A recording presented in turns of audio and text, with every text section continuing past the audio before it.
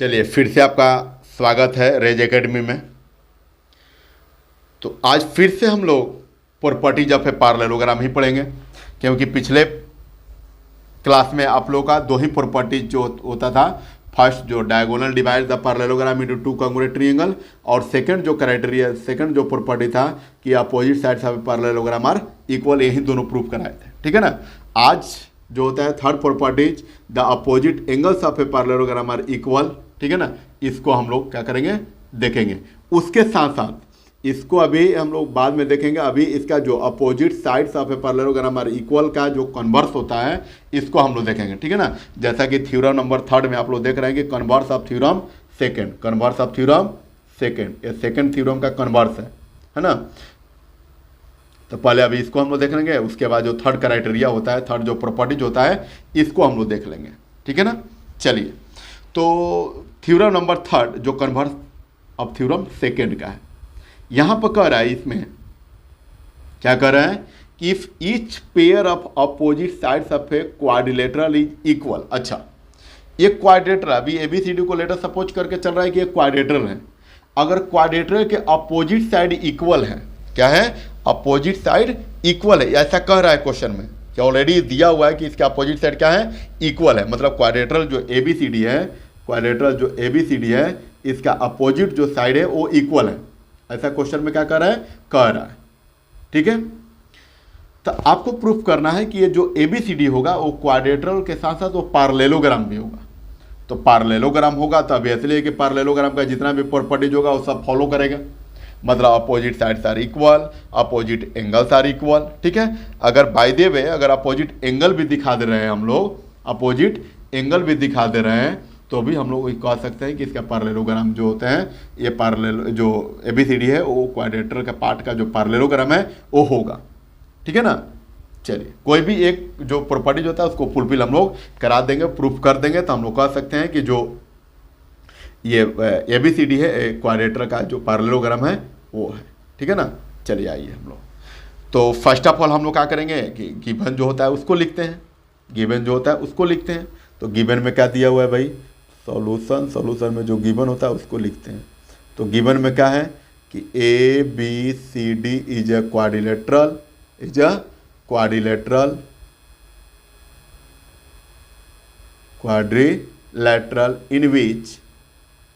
इन which क्या दिया हुआ है, तो ये कह रहा है कि अपोजिट साइड इक्वल है। A B is equal to C D and B C is equal to D A, B C is equal to D A, ये गिवन है। ठीक है। तो प्रूफ क्या करना है, टू प्रूफ, आपको प्रूफ क्या करना है भैया, तो प्रूफ ये करना है कि ए बी सी डी जो होता है पैरेललोग्राम है, क्योंकि क्वाड्रिलेटरल तो ऑलरेडी है। और क्वाड्रिलेटरल जो होते हैं ये कोई जरूरी नहीं, क्योंकि क्वाड्रिलेटरल का बहुत सारा फैमिली है। अभी प्रीवियस क्लासेस में हमने देखा कि क्वाड्रिलेटरल का कौन कौन सा फैमिली है, तो parallelogram, rhombus, rectangle, trapezium, kite. ठीक है ना। ये सब के सब आपका है।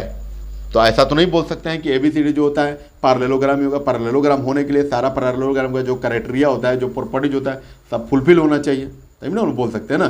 तो इसी चीज़ को क्या करना है, प्रूफ करना है कि A B C D is a parallelogram, is a parallelogram, parallelogram. ठीक है।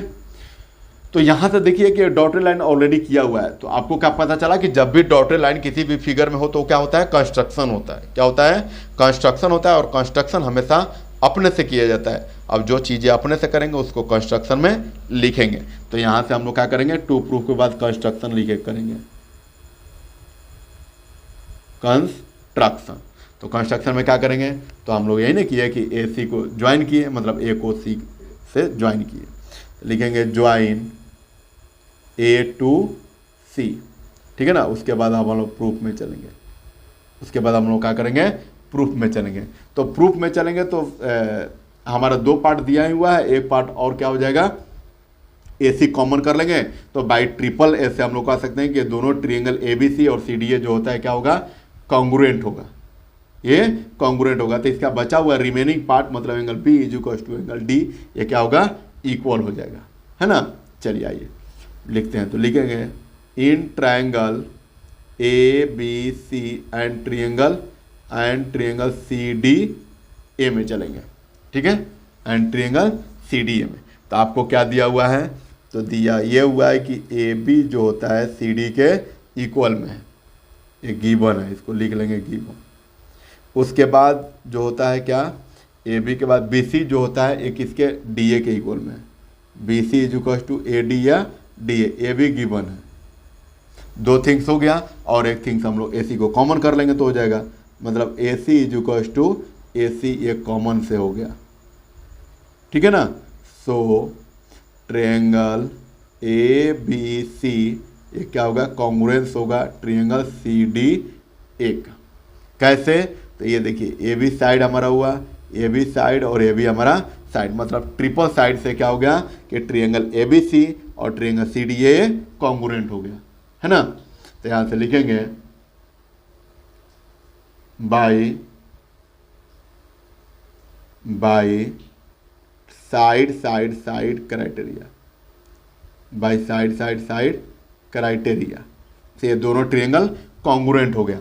तो जब दोनों ट्रायंगल कॉन्ग्रुएंट हो गया तो हम लोग क्या बोल सकते हैं, हम लोग बोल ये सकते हैं कि angle 1 is equal to angle 3 और angle 4 is equal to angle 2, ये ना होगा, लिख सकते हैं। और angle B is equal to D भी बोल सकते हैं, angle B is equal to angle D भी बोल सकते हैं। तो यहाँ से लिखिए कि angle 1 is equal to angle 3 and angle 2 is equal to angle 4, ये क्या हो गया, इक्वल हो गया। कैसे, तो by C P C T से ये इक्वल हो गया, है ना। अब जरा एक बात बताइए, क्या बात बताएंगे आप लोग।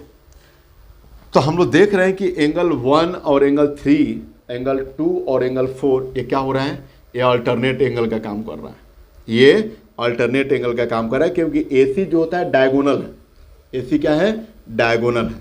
तो इसको हम लोग यहाँ से लिख सकते हैं कि यहाँ से लिखेंगे but angle 1 is equal to angle 3 ये क्या है, is a pair of alternate interior angle, alternate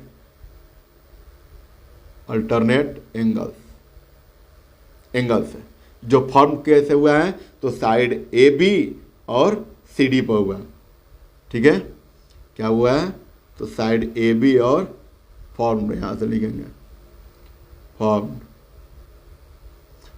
form by the side कौन सा, तो A B and C D, ठीक है, विथ अ ट्रांसवर्सल AC, ठीक है। और similarly 2 is equal to angle 4 भी तो हुआ है, तो लिखेंगे similarly angle 2 is equal to angle 4 दिया हुआ है, तो इसके लिए ट्रांसवर्सल लाइन AC होगा, बट पैरेलल कौन सा होगा, तो ये होगा AD पैरेलल BC ये होगा, ठीक है ना, AD पैरेलल BC।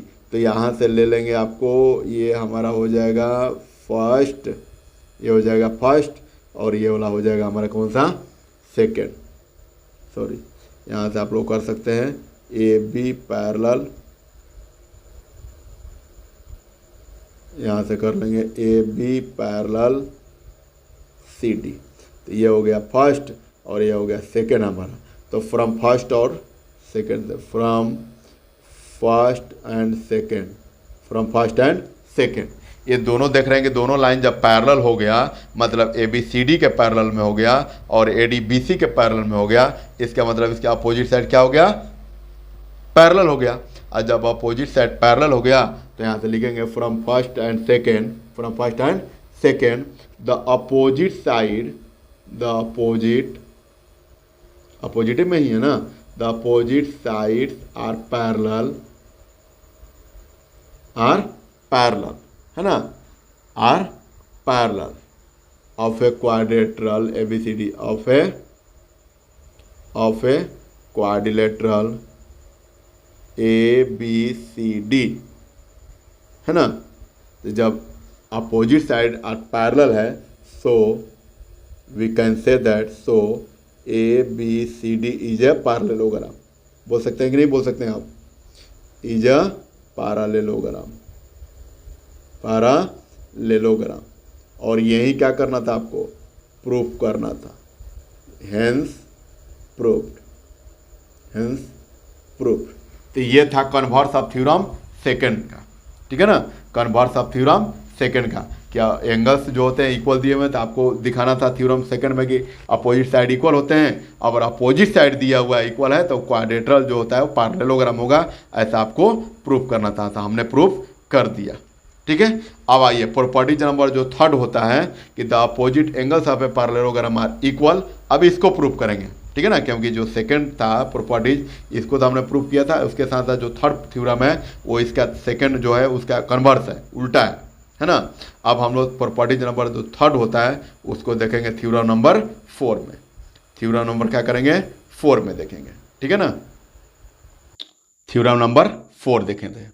तो यहाँ पर कह रहा है कि थ्योरम नंबर 4 कि in parallelogram opposite angles are equal. लो, अच्छा, अपोजिट साइड उसमें देखे थे हम लोग थ्योरम नंबर सेकंड में, उसके बाद उसका कन्वर्स था। उसके बाद अब हम लोग देखेंगे कि अपोजिट एंगल्स जो होते हैं वो इक्वल है पैरेललोग्राम का। तो यहाँ से देखिए कि एंगल जब इक्वल दिखाना है मतलब साइड दिया हुआ है। जब एंगल इक्वल दिखाना है इसका मतलब साइड दिया हुआ है, क्योंकि पैरेललोग्राम है ना। पैरेललोग्राम का अभी जस्ट हमने देखा कि opposite side equal and parallel होते हैं थ्योरम नंबर सेकंड में, है ना। चलिए, तो यहाँ से हमको दिया हुआ है कि साइड जो होते हैं इक्वल दिया हुआ है। अब हमको प्रूफ ये करना है कि ये दोनों जो अपोजिट जो एंगल्स होते हैं वो इक्वल होंगे, ठीक है।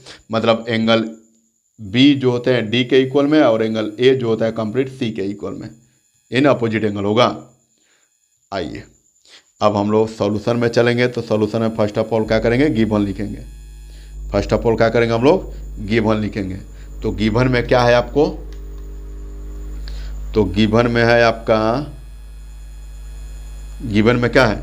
A B C D is a parallelogram, A B C D is a parallelogram, parallelogram,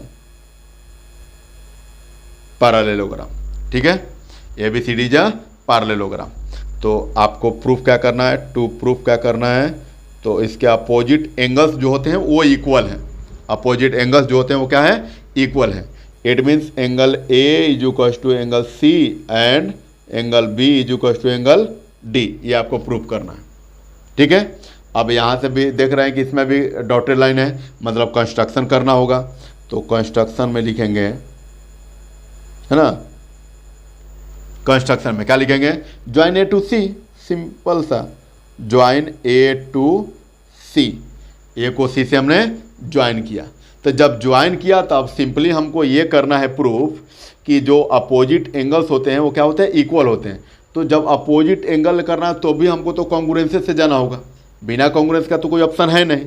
तो हम लोग जिस ट्रायंगल को कॉन्ग्रुएंस करना है उसी ट्रायंगल में इंटर कर जाएंगे। कब? जब प्रूफ में चलेंगे तो आप लेकर चलेंगे इन ट्रायंगल। इन ट्रायंगल क्या होगा?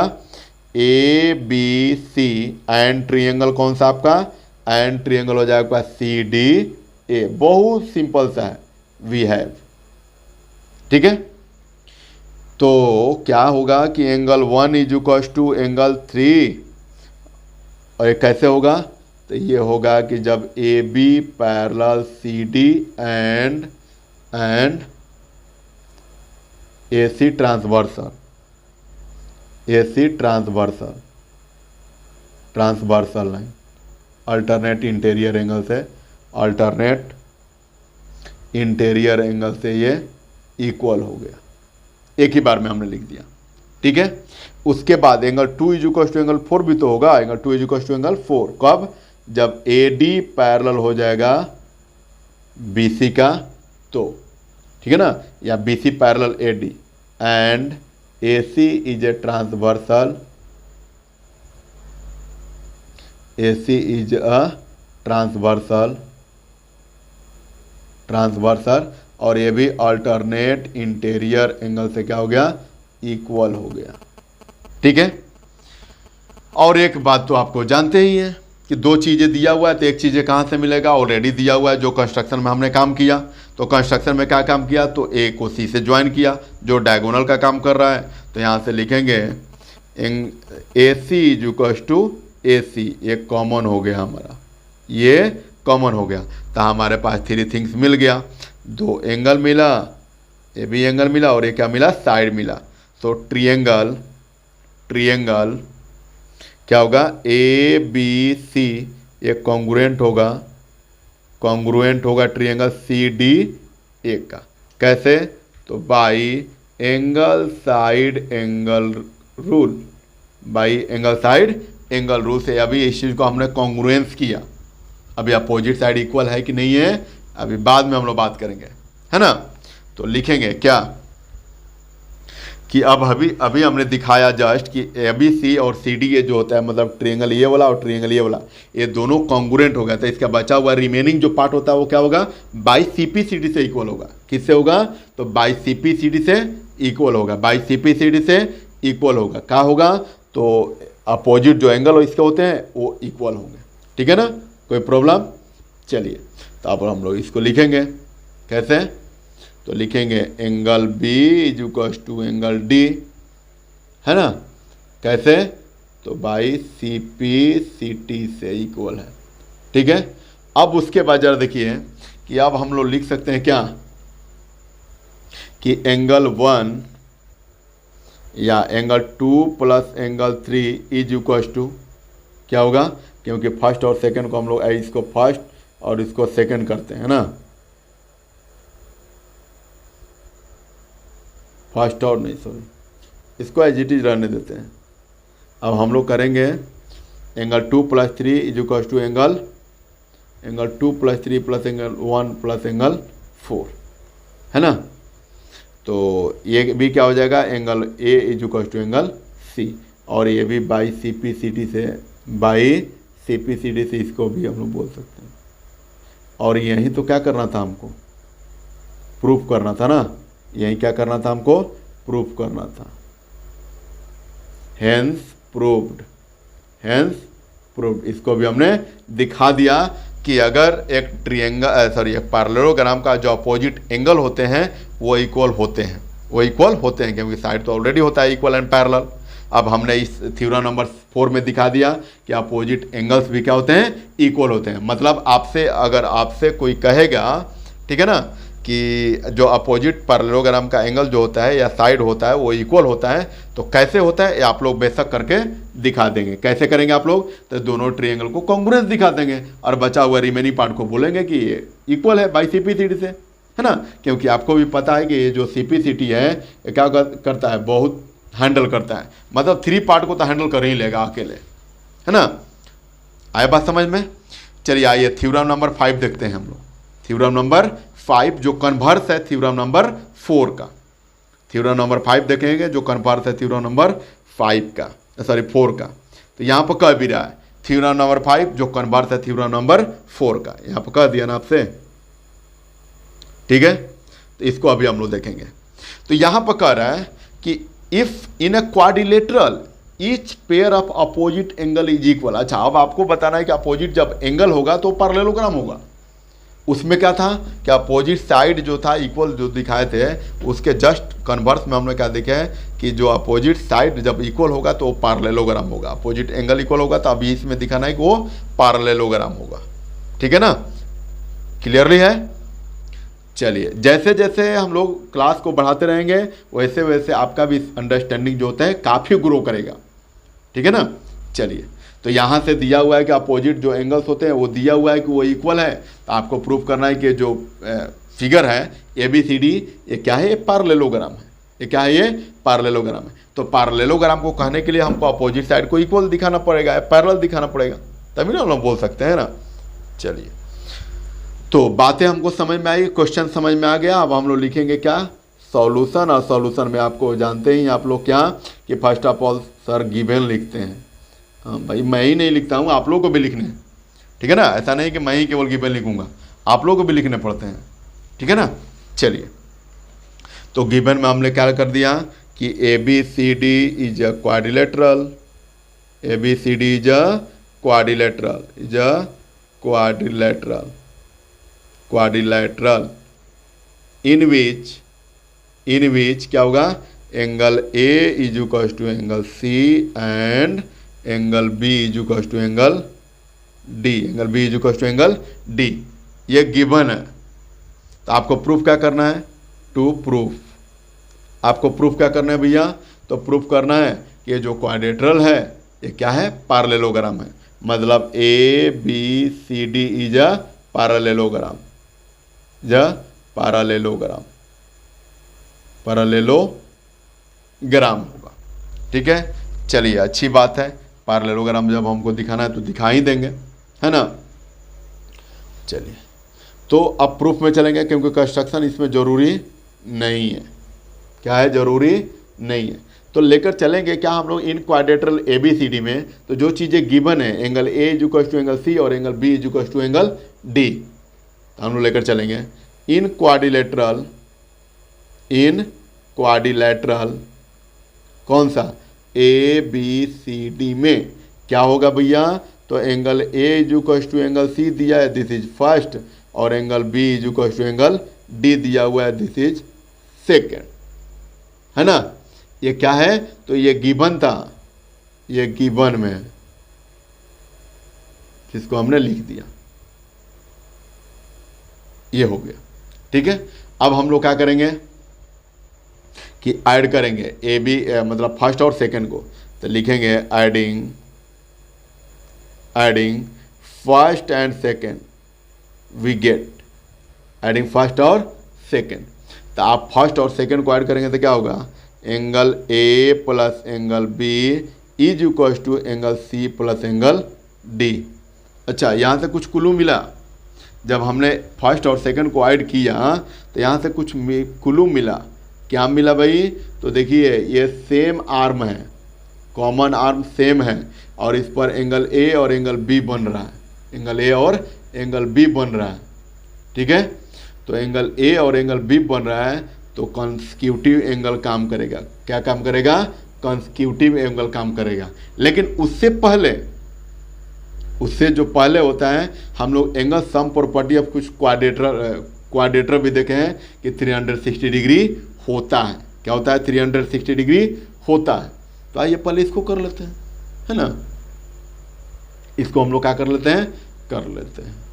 तो लिखेंगे, क्या लिखेंगे भैया? तो लिखेंगे कि according to angle sum property, angle sum property of quadrilateral, आपको बार बार लिखने पड़ेंगे आप क्वाड्रेटर या ट्रायंगल है, क्योंकि ट्रायंगल में भी एंगल सम प्रॉपर्टी होता है ना। तो लिखेंगे according to angle sum property of quadrilateral,